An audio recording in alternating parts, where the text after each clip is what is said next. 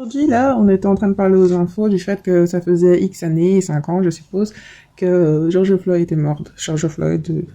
Et j'étais en train de, encore une fois, m'exaspérer devant la télévision quand on me demande, mais si c'était quelqu'un que tu connais de ta famille qui était là, est-ce que tu aurais la même réaction? Écoute, si quelqu'un de ma famille, que Dieu me garde, c'est ça que je dis, était accro aux drogues, au fentanyl, tabassait des femmes enceintes et avait plein de crimes à son effectif et qu'il se retrouvait totalement dans le gaz et super high like a kite in the sky, arrested et dans une prise là et que voilà, il se trouve qu'il faisait une overdose pendant qu'un policier lui faisait une prise.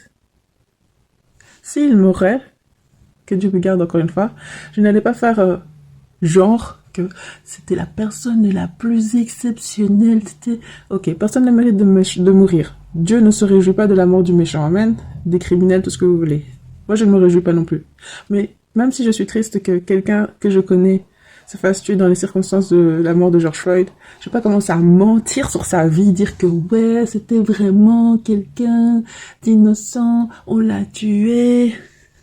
Son autopsie, ils ont pas voulu la sortir, mais elle est sortie. Il est pas mort étouffé, le gars, là. Et vous vous rendez compte qu'on a pris un criminel, on en a fait une espèce d'ange super-héros, raison pour laquelle les gens sont allés casser les propriétés des gens dans les quartiers noirs et partout, et raison pour laquelle jusqu'à aujourd'hui, les noirs se prennent pour je ne sais pas quoi, pour aller être hyper extrêmement racistes envers les blancs, jusqu'à leur dire des choses qui n'ont aucun sens, et dire que les maths c'est raciste, et que les régimes c'est raciste, et que tout est raciste. Depuis cette histoire de BLM. Donc, si, que Dieu me garde, quelqu'un que je connais était dans cette situation, j'allais pas faire ce qu'ils ont fait là.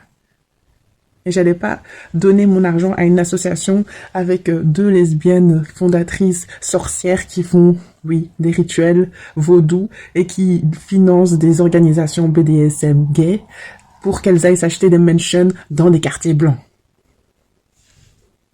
Pendant que l'organisation dite pour la vie des Noirs se fiche complètement de la principale raison qui fait que les Noirs perdent leur vie dans le pays, qui sont les autres Noirs.